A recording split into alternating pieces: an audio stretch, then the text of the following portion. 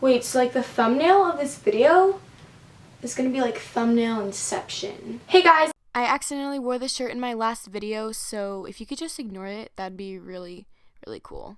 Lizzie McGuire, you are an outfit repeater. Okay, let's continue. So a lot of you guys Instagram DM me or leave comments asking me for tips on how to help out your own personal YouTube channels, and recently it's been getting kind of hard for me to respond to all of them, so I thought that I would just introduce this type of little video series thing. But before I call it an official series, I want to know if you guys want to see more videos like this. Please let me know by giving this video a thumbs up and also leaving a comment down below. That'd be really nice. And if you want this to be a series, leave a title, like what I can call this, down below. I'm basically going to be discussing different aspects of YouTube. I split this video up into sections, so without further ado, let's get started with the first section.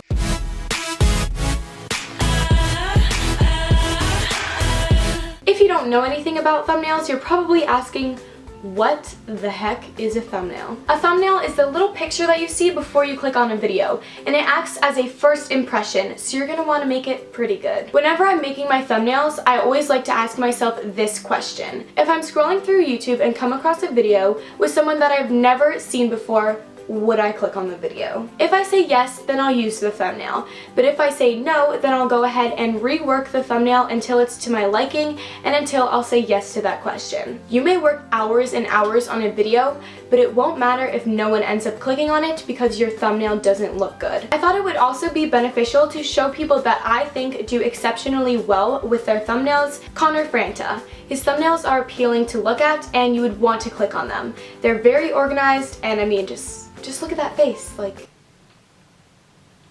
I would click on that. Alicia Marie. She's got a distinct style and her thumbnails are always super bright and colorful, so they draw attention. Rachel Levin, or RCL Beauty 101. Her thumbnails aren't super complex, but what's there is something you'd want to click on. It provokes curiosity and people are like, what's going on?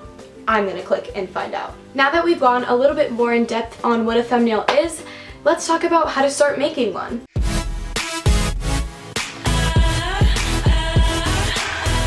If you want to make a good thumbnail, the first step to making one is a good picture, and it needs to be a good picture. Before you even take the picture, try to plan out what you want to happen in your thumbnails. So if you want something to be here, then leave space in their picture for something to be there. I cannot tell you how many times I've taken a good picture that I want to use, but then I can't fit the text, or everything just becomes overcrowded, or it's not how I imagined it. So be sure to plan out what you want. Also, really hone in on the quality of the picture, because if you just take a screenshot from your video, the chances are that the quality is going to be pretty bad, and once again, people aren't going to want to click on it. I take a ton of pictures when I'm taking my thumbnails. I'm pretty specific with the face that I want to make in my thumbnails, so it takes me a ton of tries to get it right. But in the end, I would suggest having at least 5 non-blurry, super good quality, like solid thumbnails with like a couple different faces. 5 good pictures of those that you can choose from later when they're on your computer. Keep the type of video that you're making in mind whenever you're taking the picture.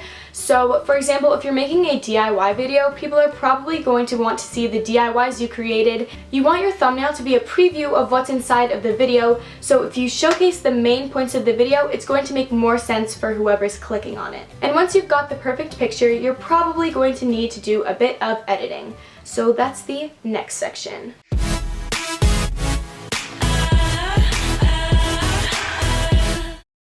So first I'm going to start off by showing you how to do 2 super basic things in PicMonkey, which is where I edit my photos. You're just going to select edit and then choose a photo off your computer. And what I first do is crop my image to 1280 by 720. You need to do this because this is the correct YouTube thumbnail size. And then I go over to the exposure category and just play around with it until it looks pretty good. And now here's an easy way to create the blurry background effect that can be seen on a ton of videos. You're just going to go to the magic wand tool on the left toolbar and then select soften, and basically you're just going to paint on the area that you either want to be out of focus or you want to be in focus, and you can hit reverse effect to like change which is which.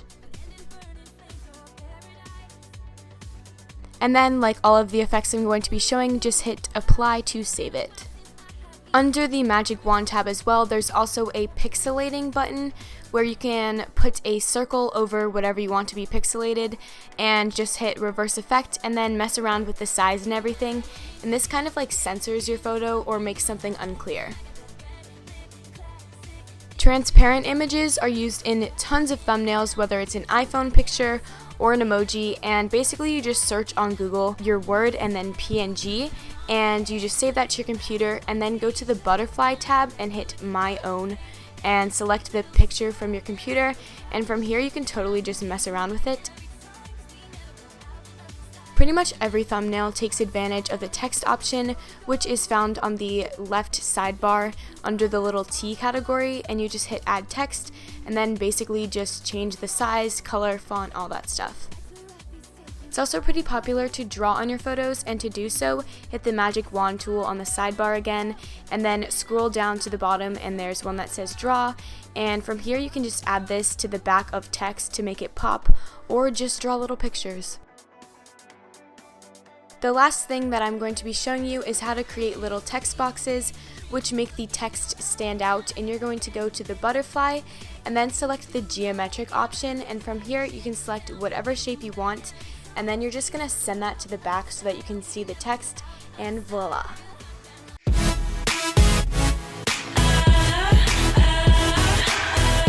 So if this becomes a series, I thought it would be fun to include a quiz portion at the end of the video so you can test your knowledge and I can also get more involved. This little quiz has 5 questions and I thought it would be fun if you tweeted me your results, so if you want to do so, my Twitter username is @miss_Sydney18 along with Snapchat and Instagram if you want to follow me on there as well. Question number 1. Are you more likely to click on a thumbnail like this or a thumbnail that looks like this? And the correct answer is thumbnail number 2. Question number 2 is exactly like question number 1. It's a this or that question. So are people more likely to click on a thumbnail that looks like this or a thumbnail that looks like this? If you answered with this thumbnail, then you are correct. Question number 3.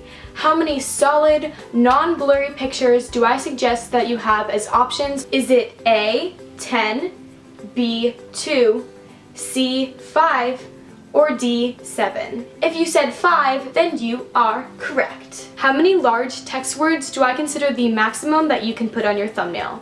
Is it A, 5, B, 10, C, 7, or D, 3? If you answered A, 5 words, then you are correct. Question number 5, true or false? A thumbnail is considered to be the first impression of a video. And the answer is true. So that is it for this video. Give it a thumbs up if you enjoyed it. Also, let me know all of those like thousands of comments that I just asked you to do. I love you guys so much, and I will see you in my next video. Bye!